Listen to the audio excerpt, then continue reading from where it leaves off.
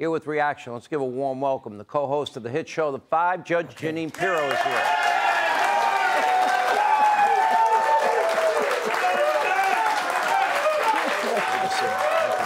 Appreciate you being here. I love you. Thank you. Thank you. Wow. Boy.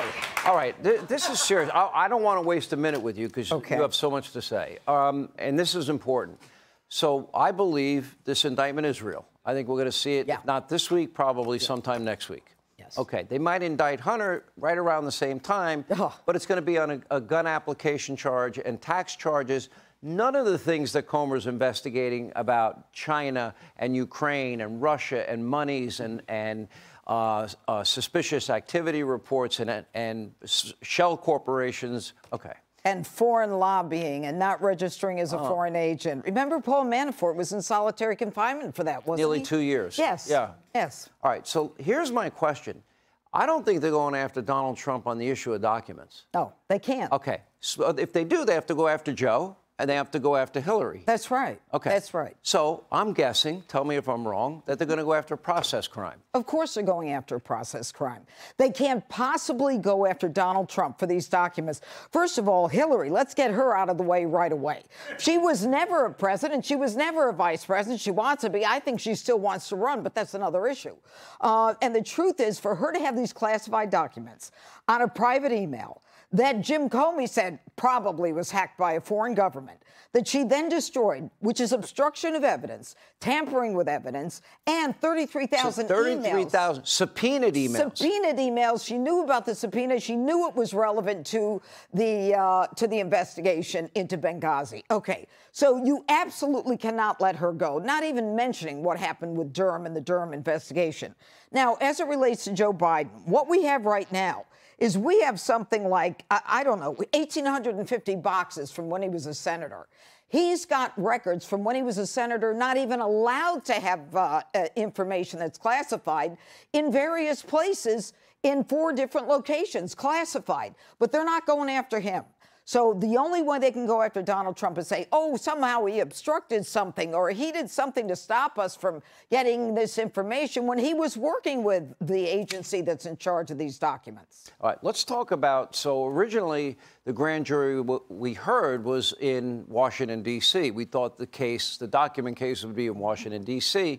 Little did we know that there was another grand jury convened, and this one in Miami, which would be where the jurisdiction of Mar-a-Lago is. Right. Does that mean that the J6 investigation aspect of the special counsel is in D.C.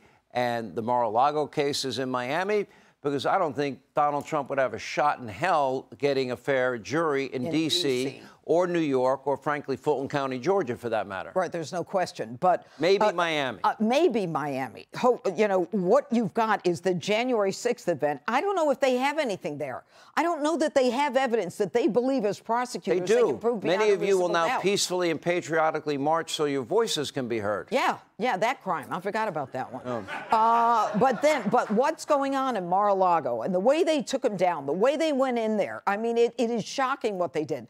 But this is a dual system of justice. There is no question that there is a system for the Bidens and his son. And by the way, if they do indict Hunter Biden, I don't know anyone who's paid $2.5 million in taxes, in back taxes, who hasn't gone to jail. I mean, that in itself is By the way, what about enough. the guy that gave him the money, lends him the jet to go to his custody hearings because he doesn't want to pay for his own... Yeah, his own... Oh, you mean the grandchild that the Bidens forgot about? I know Joe's forgetting things, well, but I think he forgot his fourth granddaughter. They say they have 6 grandchildren. Right. They have a 7th one, and they only put 6 up on, I guess, the fireplace. Well, you forgot. The dog. The dog. They've had they have the dog had they one. have a stocking for the dog. How do you ignore a 4-year-old innocent little girl who is your biological granddaughter? That Joe and Jill Biden, where is your heart, your soul, and your conscience? That girl did nothing wrong. Acknowledge that little girl. And it gets worse than that, Sean. Look, it goes to the character of the Bidens. They're supposed to be so empathic. They're supposed to be so kind. The truth is, they objected to that little girl having Biden as a last name. They went to court to stop that. They had to go to court to get I would kind of think that might be a special gift if she doesn't have the last name. But Well, given the organized criminal enterprise that we've seen, I tell Joe my Biden, kids not to use my last name. So, you know. All right, but let me ask you this, because let's go to the one case that we do know. Yeah. Let's go to the quid pro quo. This is Joe Biden on tape bragging. Oh, he said, I was in Ukraine. He had $1 billion taxpayer dollars, $1 billion. Mm-hmm. And he said, I'm not giving you the billion unless you fire a prosecutor. Why would a vice president ever want a prosecutor in Ukraine fired? That's odd, right? Very strange. Well, you know why it makes sense? It makes sense because that was a company that his son was working for and making $50,000 or $80,000 a month. I'm walking everybody through this slower. You want to walk it through? Okay. Okay. So no vice president would ever want a prosecutor in Ukraine fired, right?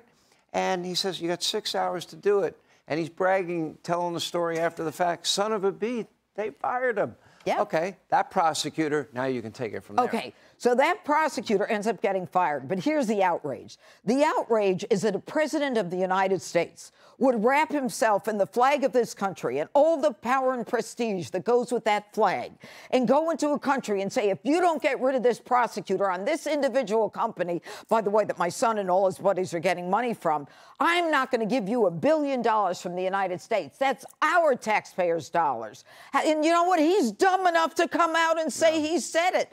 That, as far as I'm concerned, is a pay to play. And wait, and add to it, I mentioned earlier, Hunter on Good Morning America, no experience getting paid all this money. Listen. He's got no experience, and Joe knows nothing about his foreign businesses. Yeah. Are you kidding? Why would he lie about that? That's called consciousness of guilt. All right, let me ask you a final question. Yes. And we appreciate you being here. We're kind of ending each other's sentences. No, it's true. I want to ask you about how does this impact Donald Trump's run for the presidency? Because I don't think it's just going to be this special counsel. I believe Fulton County's a done deal, too. I think so. He's now going to be facing New York, Fulton County, Miami, and then maybe Miami and D.C. with legal problems. Mm-hmm. This is not a small issue. How do you run successfully for president with all of that hanging over your head the whole time? Well, first of all, I think Donald Trump has proven, based upon his 4 years in office, that he can withstand what none of us could withstand. I mean, I'd be hiding under a desk. All right? That's number one. Number two, you know, maybe one indictment, maybe one. But if you do 2, 3, 4 indictments, then you will have poked the eye of the tiger at that point. I think Americans see a dual system of justice. We see it on the local level with the defunding of police. We see it on the federal level with the Department of Justice calling parents domestic terrorists, and with the non-indictment of people that we know viscerally should be charged with a crime. I think it inures to his benefit, and I think in the end, people will see it that way. All right, Judge Jeanine, great to see you. Hey, Sean Hannity here. Hey, click here to subscribe to Fox News YouTube page and catch our hottest interviews and most compelling analysis. You will not get it anywhere else.